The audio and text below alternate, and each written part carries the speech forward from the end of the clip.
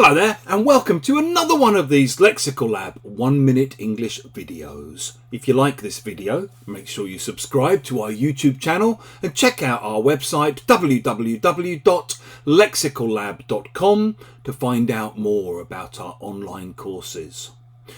This morning when I was out doing a bit of shopping, I ran into the son of one of my neighbours. He's 19 now and he's studying politics at Sheffield University, and he's back down in London for a few days to meet his mum and his grandma.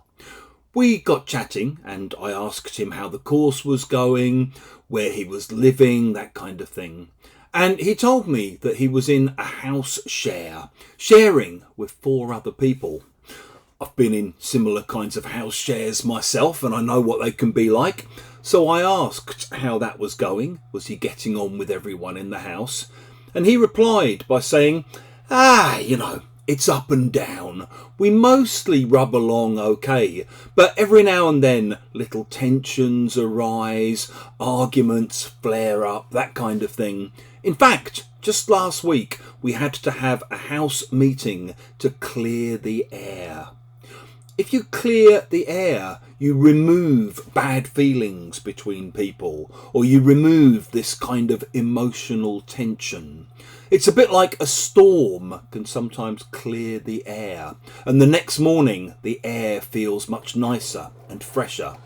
So maybe sometimes, for example, you might have a huge row or a big heated discussion with someone you're close to, your flatmate for example, and it's never nice to lose your temper, but sometimes at least it helps to clear the air.